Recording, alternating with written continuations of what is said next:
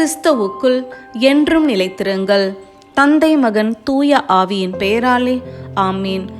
உங்கள் இதயத்தில் இருத்தி தியானிக்க உங்களுக்கான இன்றைய வசனம் மத்தேயு அதிகாரம் 23 இறைவசனம் 12. தம்மை தாமே உயர்த்துகிறவர் எவரும் தாழ்த்த பெறுவர், தம்மை தாமே தாழ்த்துகிறவர் எவரும் உயர்த்த பெறுவர்.